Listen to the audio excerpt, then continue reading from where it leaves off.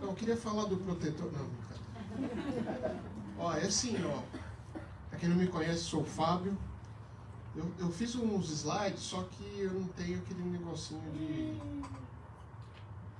E aí, assim, vai ser meio no... Certo, Marquito? Fotografia. Vai ser na... Só que eu também não lembro o próximo... Bom, vai ser, seja o que Deus quiser. Vamos lá.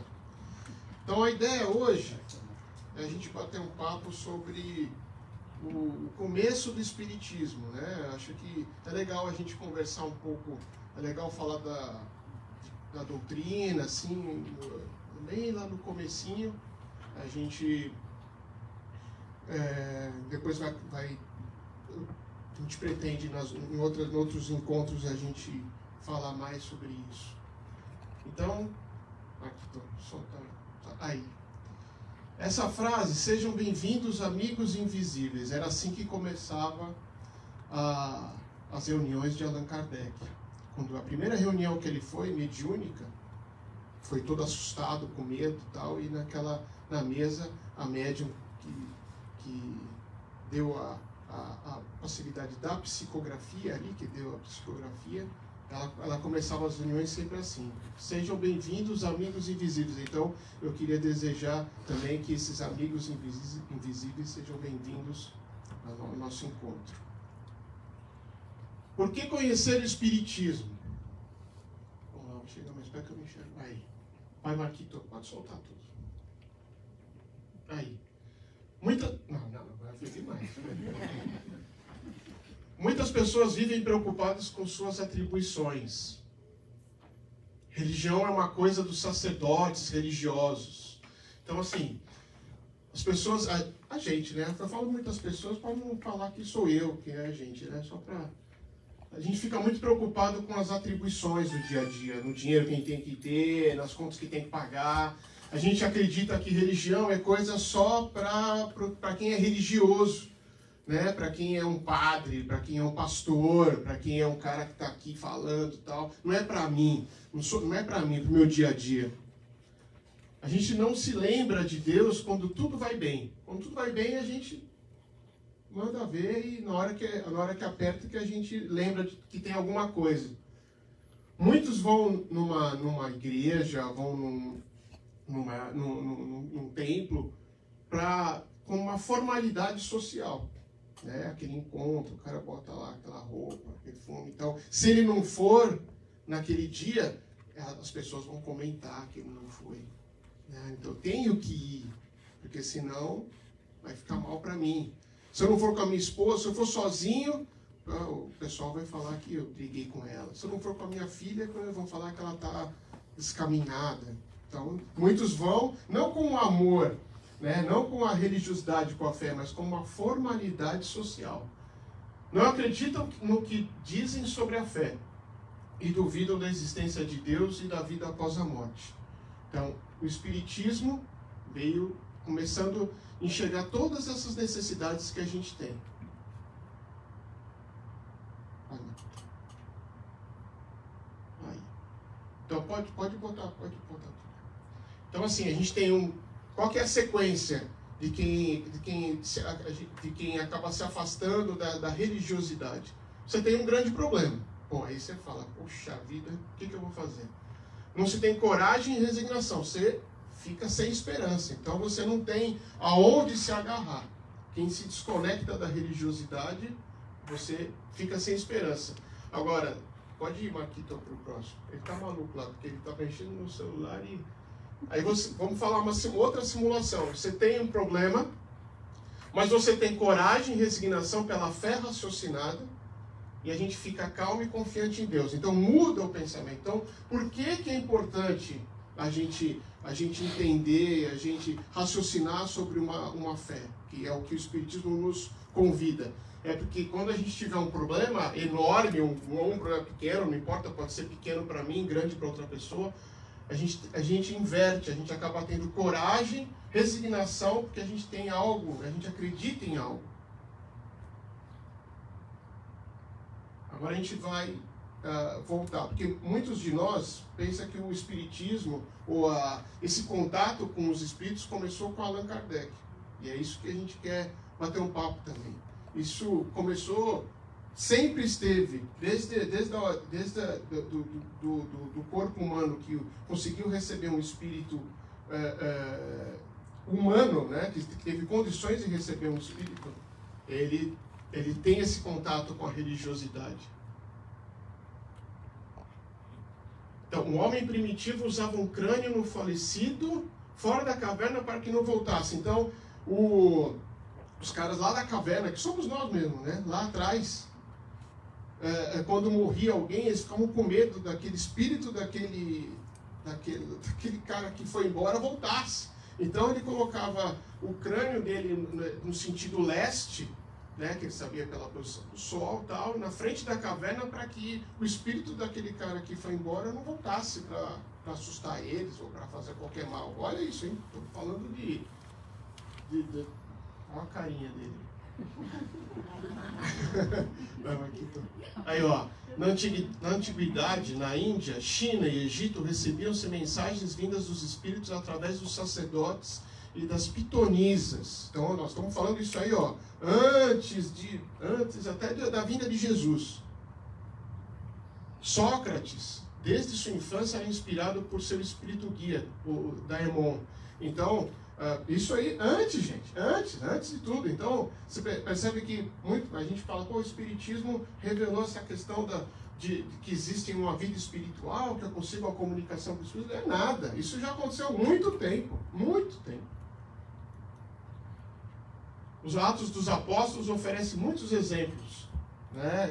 Inclusive na Bíblia eles tratam os médiuns, eles chamam de profetas, né? Mas na verdade eram pessoas que conseguiam se comunicar com o Deus, ou como eles tinham um entendimento, mas e os apóstolos teve aquela reunião lá que cada um começou a falar uma língua diferente, dando lições diferentes para todo mundo. Isso era uma prática mediúnica, né? No tempo de Jesus. Esse Emanuel, como é que é, Simone? Esse nome mesmo. Isso. Filósofo sueco, tinha visões mediúnicas desde a infância, no século XVIII. Vamos ver que esse cara vai voltar. Pode ir. Olha aí, 1775. Quando que Kardec, quem lembra quando que Kardec soltou? 1857. Isso aí.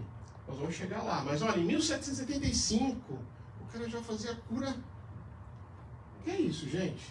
O cara fazia a cura com magnetismo com a mão. Na próxima imagem, olha aqui, ó. Ele enfileirava várias pessoas. Acho que a pessoa que estava sendo mais ficava na frente dele, né?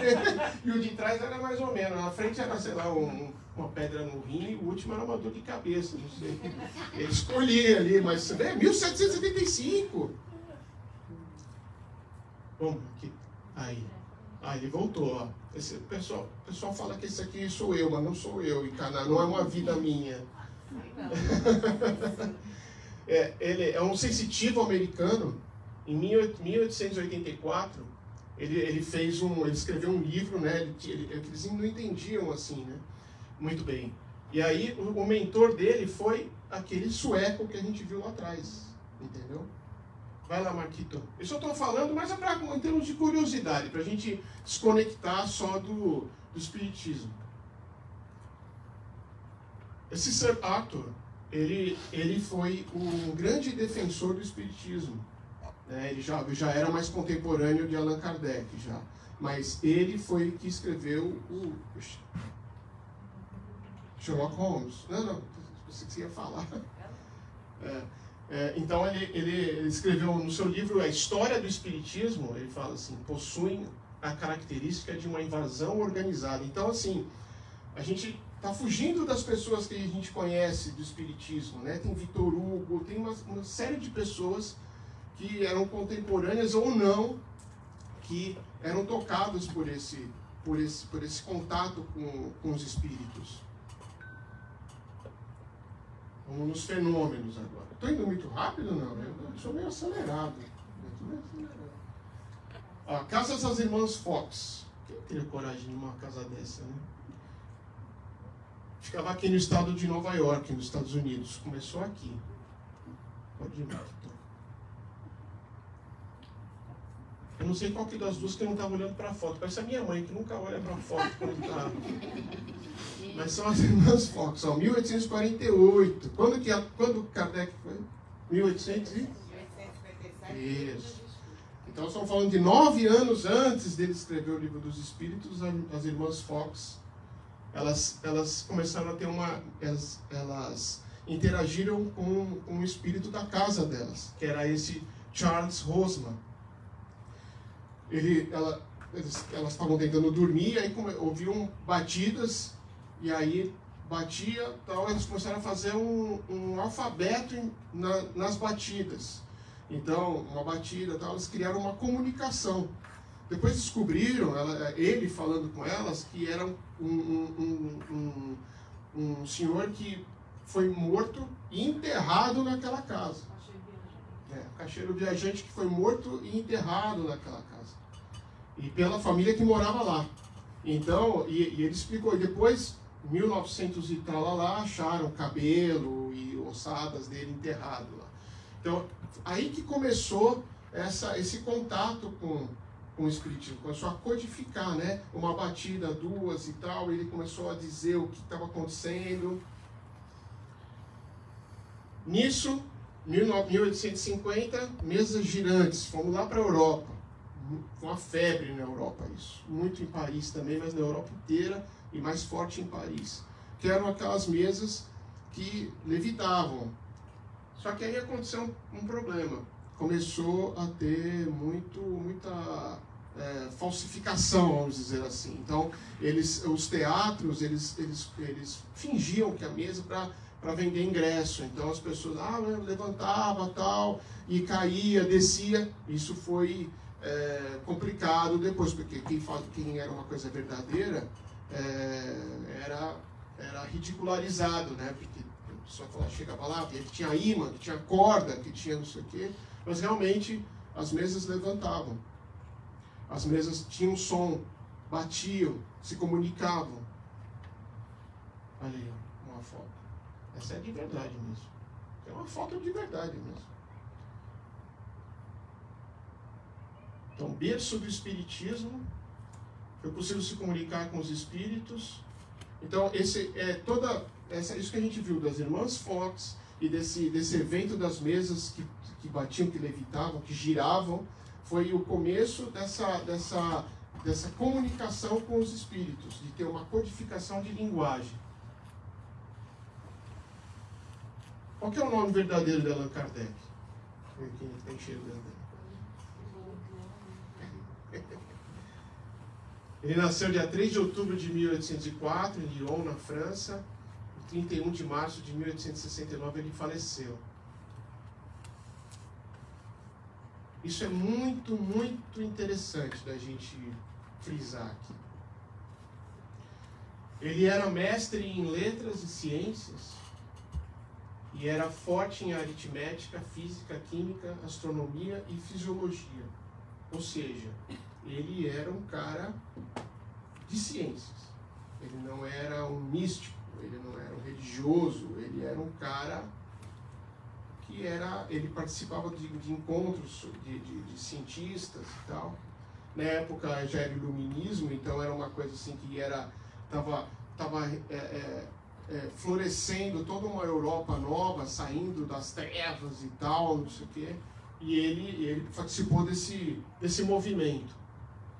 Então é importante. E uma das coisas que é legal dele, ele se encantava pelo magnetismo. Então ele gostava de entender como é que funcionava o magnetismo, como é que é, mas na parte elétrica da coisa, sabe? Isso foi muito importante. Em 1854, ele foi então convidado a participar de uma sessão de mesa girante. E ele disse assim: como pode uma mesa pensar sem ter cérebro e sentir sem ter nervos?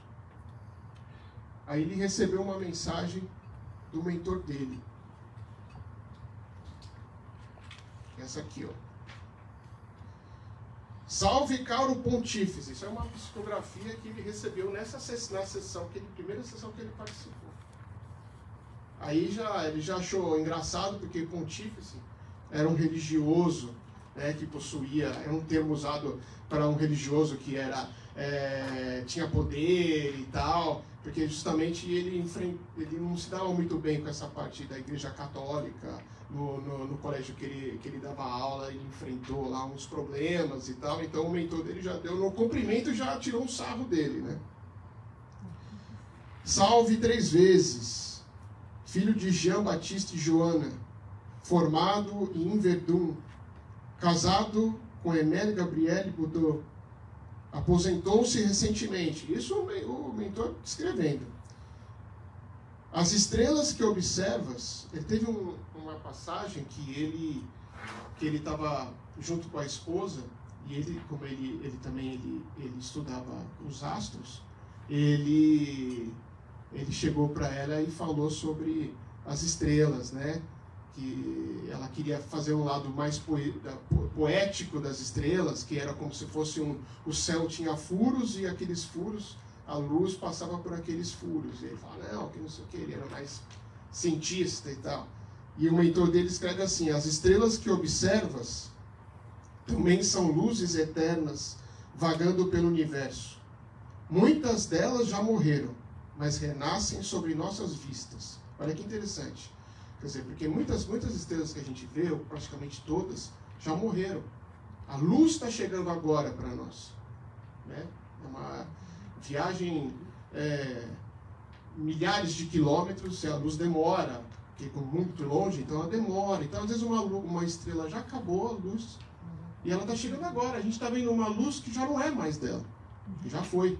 Então, olha como o mentor dele fala: as estrelas que observas também são luzes eternas vagando pelo universo.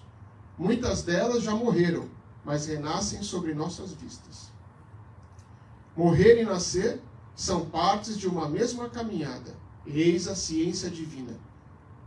Sua mesa não virou por acaso. Ele estava em casa com a esposa, também a mesa caiu. Ele achou que era um gato dele. Sua mesa não virou por acaso. Analisa, pense e conclua. Quem te escreve é um amigo de vidas passadas, desde quando você era um druida nas Gálias, e seu nome era Allan Kardec. Então, foi a primeira mensagem que Kardec recebeu, psicografada por uma médium, né, do mentor dele, meio que já apresentando o caminho, como é que tinha que ser. Esses mentores, não? Vai, Marquito. Aqui, ó. 1856, a gente está indo nós estamos indo no tempo, certo? 1856, uma mensagem foi destinada especificamente para ele sobre a sua missão. Isso já era uma outra reunião. Ele recebeu outra psicografia. Ele já estava frequentando, ele já estava gostando, ele já estava assim, não, que legal, que legal. Até ele receber essa mensagem. É uma invasão organizada, começava assim o espírito. Os mortos vão falar para mudar a vida dos vivos. A pessoa, você recebeu uma mensagem dessa, assim, já começa. A pesquisa deve ser racional, cuidadosa e silenciosa, para não alarmar as forças contrárias. Em tempo certo, tudo virá à tona. A missão dos reformadores é repleta de obstáculos. Previno-te de que tua missão é rude, pois trata-se de abalar e transformar o mundo. Tens o direito de recusar. Outros estão preparados para assumir o seu trabalho se declinar. Quer dizer, se ele podia falar, não é para mim. A espiritualidade já tinha lá outros, esse outro, que eles iam fazer. Eles iam fazer, não tinha escolha. Se ele pulasse fora do cavalo, o outro ia fazer. Se o outro, eles iam, porque eles iam fazer. Acabou. Nossa assistência não te faltará. Porém, levantarás contra ti ódios terríveis. Inimigos tramarão a tua perda. e enfrentarás a malevolência, calúnia e a traição. Terás que sustentar uma luta contínua com o sacrifício do teu repouso, da tua saúde e da tua vida. Assinado, quem foi que assinou? Quem acha? O Espírito da Verdade. Então essa foi uma psicografia que ele recebeu em uma das reuniões que ele participou, mas ele já estava entendendo como é que funcionava a coisa. Aí ele ficou, puxa vida, e agora? Vou desistir? Tudo bem, ele podia desistir. Ele já estava, o Espírito da Verdade já deu a letra toda para ele. Vai ser difícil. Você pode estar arriscando até a tua vida. Né? Se você pular fora, tudo bem. A gente tem outro aí para colocar. A gente escolheu você primeiro, mas nós vamos fazer. Corajoso, né? Kardec teve muitos desafios que colocaram até sua vida em risco. Aí eu vou falar mais uma, só que eu esqueci minha água. Tá pegando o microfone? Olha que beleza. Cadê minha água? Ah, tá aqui.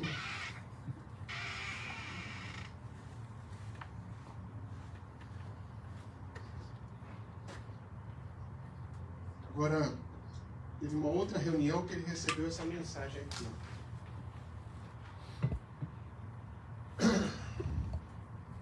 Entregaram para ele estava participando e entregaram para ele. Outra psicografia. Estamos no teu caminho, dia e noite, até que o Senhor caia. Estamos presentes em todos que te odiarem, em todos que combaterem e atacarem. Somos muitos, e nosso objetivo é apenas um: que o Senhor morra e as trevas vençam. A guerra só começou. Olha que legal.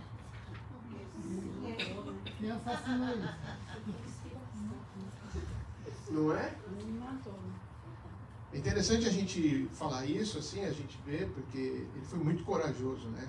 Assim, de enfrentar, assim. Ele teve inúmeros, a gente vai falar um pouquinho disso, mas assim, até na parte espiritual, né? Ele já estava com um entendimento sobre isso, que não era só flores, né? Não era só mentor, Espírito da Verdade, que tinha problemas também envolvidos.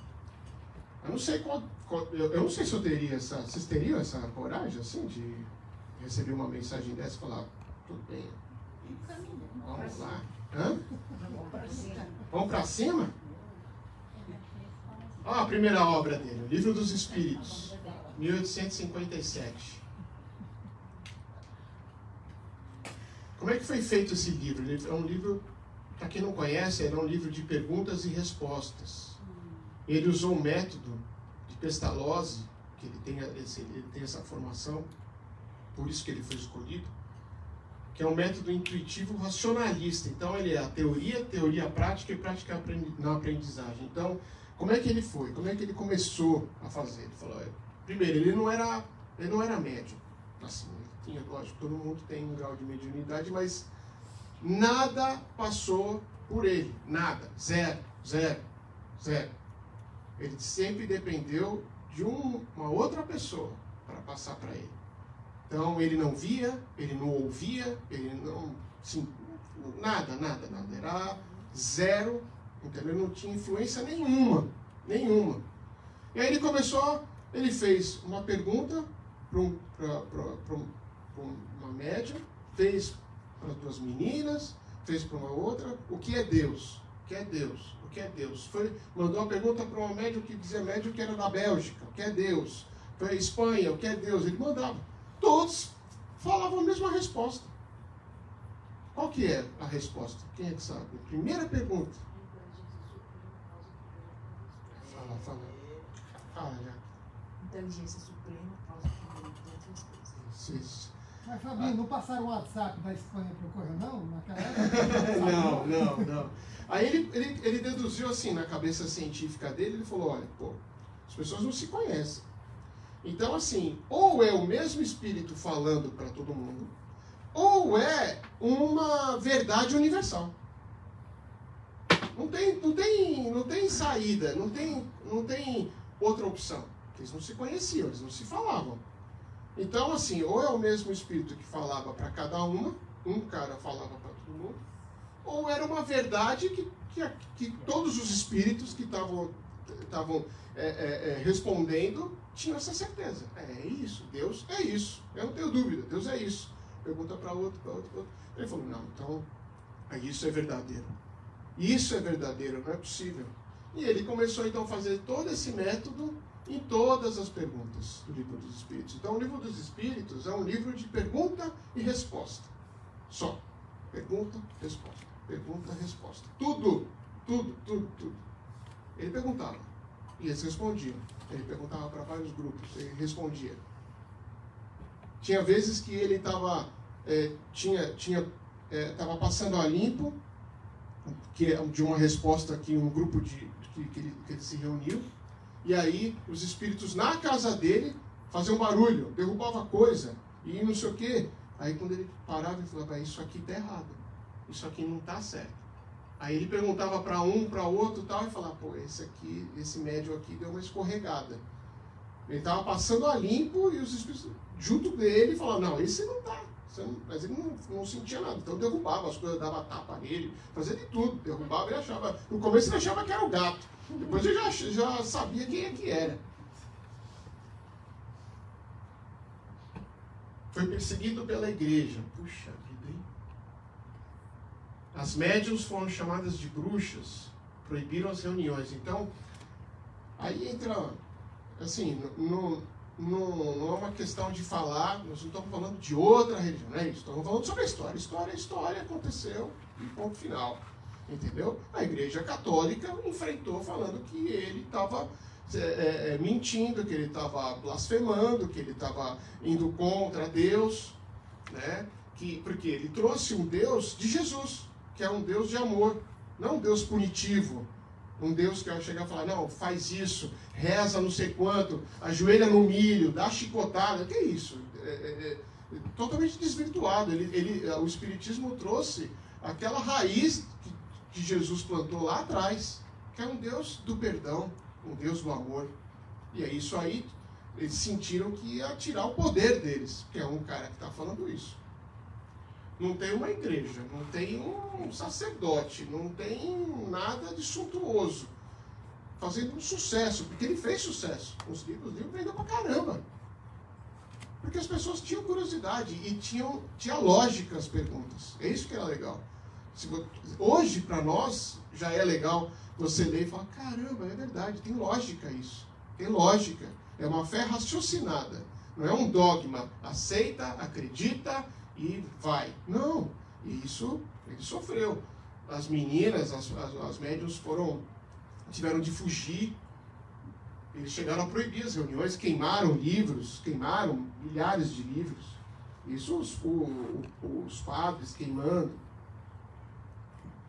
Aí depois ele fez lançou a Revista Espírita e praticamente em sequência o Livro dos Médiuns, que fala sobre o médium em si, que ele tinha preocupação porque teve uma médium que ficou toda mimada porque ele não colocou o nome dela no Livro dos Espíritos. E aí ela falou, poxa, você não colocou o seu... Ele falou, não coloquei nem o meu. Ele assinou como Allan Kardec, porque a gente tem que se proteger, a gente não pode ficar se expondo.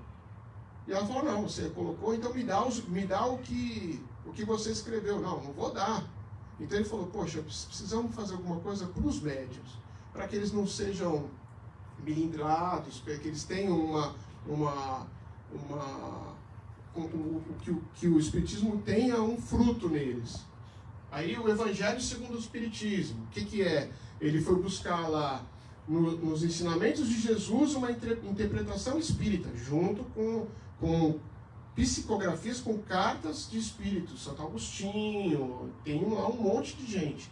O Céu, o Inferno e a Gênese. A Gênese é bem legal de ler, mas aí vai na sequência. Você tinha me perguntado, né? Então, ó, esses dois aqui, ó, ele me perguntou assim, o que começaria, né? Livro dos Espíritos e o Evangelho. Esses dois têm que estar junto com a gente. Aí os outros você vai aprofundando, né? Você vai caminhando. Mas o livro dos Espíritos e o Evangelho segundo o Espiritismo é livro de cabeceira. Entendeu? E não precisa decorar a questão não, viu, cara? Tipo, a questão 257, que não sei o que, isso aí, você pega lá, você lê, não precisa ficar decorando não. A presença de Jesus, né, com Kardec o tempo todo, né? E isso aí, isso está em João. E eu rogarei ao Pai, e Ele vos dará outro Consolador, a fim de que esteja para sempre convosco. Tenho ainda muito que vos dizer, mas vós não o podeis suportar agora. Quando vier, porém, o Espírito da verdade, Ele vos guiará a toda a verdade, porque não falará por si mesmo, não dirá tudo o que tiver ouvido, mas dirá tudo o que tiver ouvido, e vos anunciará as coisas que hão de vir. Ele me glorificará, porque há de receber do que é meu, e vou-lo-á de anunciar. Então, assim, o que Jesus quis dizer? Primeiro, assim, são 3 revelações. É Moisés. Jesus veio falar que não veio tirar nada do que foi feito por Moisés. Nada, zero. Ele veio falar, não, tá tudo certo, daqui para frente. Veio ele, e ele anunciou que viria uma terceira. Que ele não poderia, coisas que ele não podia dizer naquela época, porque eram coisas que o entendimento daquela época não dava, né? Semana passada a Nara falou de uma passagem da figueira seca. Então, assim, ele tinha que usar muitas alegorias e tal para poder explicar para aquele pessoal que era bem embrutecido, né? Que não tinha condição de entender. Imagina. E aí ele falou, não, a gente vai, vou para ficar sempre com a gente. Então seria o Espiritismo a terceira revelação. Aí assim, isso é uma coisa legal, que é uma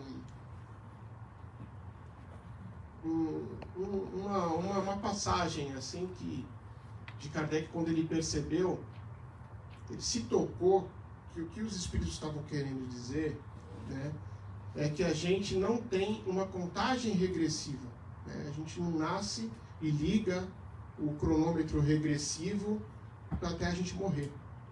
Não é assim que funciona. A gente morre e nasce várias vezes, e várias vezes. Não tem um fim. Tem sempre um recomeço. Então, eles trouxeram isso. Então, isso é um conforto que tem que ser para nós. Porque não existe um fim. Existe só um recomeço. Poxa, então por que eu tenho que vir e voltar tantas vezes? É para você aprender a perdoar. É para você aprender a amar. É para você ser amado também. Então, esse é o grande ensinamento do Espiritismo para nós. Que a gente tem o nosso tempo. A gente tem a nossa liberdade de fazer o que a gente quiser. A gente vai colher o que a gente fez, porque o plantio e a colheita não tem jeito. Mas tudo bem, né? A gente não pode reclamar. Tudo que está acontecendo com a gente hoje tem que acontecer. Quem acha que o que acontece com a gente hoje não deveria acontecer, que somos injustiçados, as pessoas nos querem mal, nada vai nos acontecer que não tem que acontecer. Tanto do que nos faz sentir bem, do que nos faz sentir mal. Nada. Chico Xavier falava, o que vai acontecer para você vai dar um jeito de chegar na tua mão. Não tem jeito. Vai chegar. Quando a gente faz o Pai Nosso, a gente tem uma parte do Pai Nosso que é seja feita a vossa vontade. Mas quando não é feita a nossa vontade, a gente fica questionando. Então, eu quero que seja a sua vontade concordando com a minha. Né, Senhor?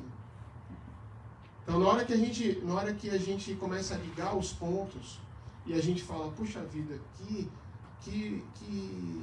conexão bacana que o Espiritismo nos dá. Que vida bacana que eu posso ter. Porque poxa, tenho defeitos, beleza. Ele fala, legal. Você veio aqui para arrumar.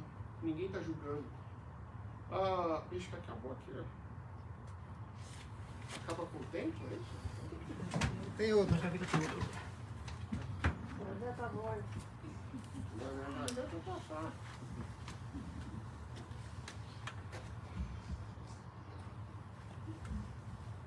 Que bacana que é o Espiritismo, que é uma religião que nos traz o Deus verdadeiro, né? O Deus do amor, o Deus do perdão, que nos dá milhares e milhares de oportunidades. Cabe a gente correr na velocidade que a gente deseja.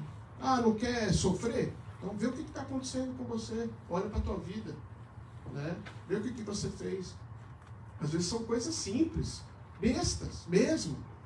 Né? Eu sempre brinco, poxa, estou passando aperto de grana. Cara, você comprou um negócio que você não tem condição de pagar. Deus não tem nada a ver com isso, cara. Entendeu? É simples assim. Poxa, eu estou passando um sufoco. Cara, volta uns passos para trás aí, tá tudo certo. Entendeu? Quando está doendo, eu falo, né?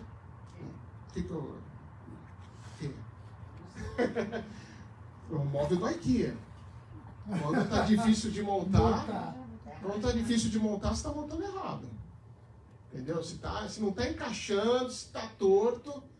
Eu cansei de fazer várias vezes isso, né? De querer pular uma passagem de algum móvel do IKEA, ter que desmontar tudo, porque tem que seguir, porque não encaixa, sobra uma peça. Então, a vida é assim, quando está difícil, quando está doído, quando a gente se sente moído, né? Nós estamos fazendo alguma coisa errada. E a gente não pode ter essa sensação terceirizada. Ou seja, é o outro que está me causando isso. É o outro que está me fazendo mal. É o outro que está me desejando mal. É o outro. Eu estou assim porque fulano fez isso comigo. Cara, ninguém tem o direito de fazer nada com ninguém. O Espiritismo diz isso. Cara, se liberta. Se liberta. E ponto final. Então, eu agradeço a ter a oportunidade de ter uma vida onde eu tenho contato com o Espiritismo, mesmo, de verdade mesmo, porque me liberta. Então, quando acontece alguma coisa, assim, é lógico, eu também fico chateado, fico, né, baqueado, mas, pô, aí você lembra e fala, caramba, está acontecendo isso comigo? Vamos refletir. Vamos ver, que lição que eu posso ter, que lição que eu posso tirar disso. Não é aquele bem sofrer, o espírita gosta de sofrer, é um masoquista. Não é nada disso não. Não é nada disso. A gente só entende que a gente precisa aprender. Só isso. E às vezes a gente tem que aprender com um beliscão, que um carinho não dá. E aí, vida que segue. Vida que segue. E vamos aproveitar que a vida é curta. A gente tem que pensar, não na vida é curta para fazer loucura. Não, só se vive uma vez, a vida é curta, eu vou curtir. Não, isso é bobagem. Mas já fiz muita besteira pensando nessas coisas. Só se vive uma vez, sabe aquelas coisas? E a gente tem que ter, aproveitar cada segundo, sabe? A gente está aqui hoje, vamos aproveitar. Sabe, eu estou junto, você está junto com quem você ama, pô, vamos aproveitar. Não está legal, pô, vamos se entender. Não se entendeu, teve de separar, ciência, não tem problema. É vida que segue. É libertador. O Espiritismo nos liberta. E é isso que eu queria expor para vocês hoje. Boa noite e obrigado.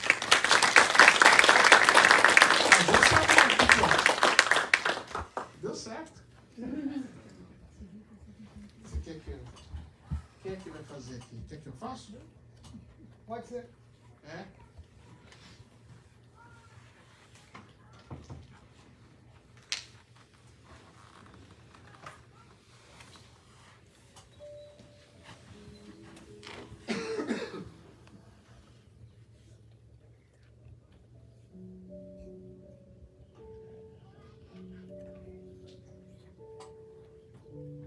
Aproveitando que o nosso salão está tudo cheio de amigos invisíveis, nossos mentores, parentes que já se foram da terra, mas como aprendemos, continuam vivos, continuando a sua caminhada como a nossa. Muitos desses nossos parentes, amigos, hoje já têm uma condição, um entendimento de nos ajudar. Muitos vêm aqui para ouvir, para aprender, se equilibrar, como a gente. Porque quando a gente desencarna, a gente não vira outra pessoa. A gente continua sendo a gente mesmo.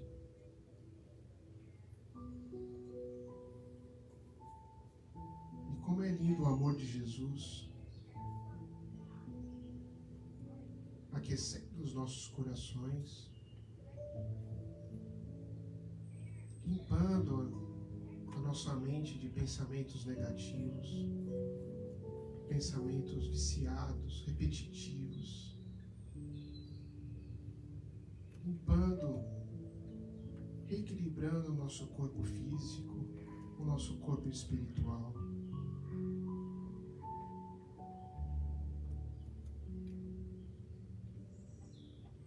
Jesus nos abraça, nos consola, nos dá ânimo.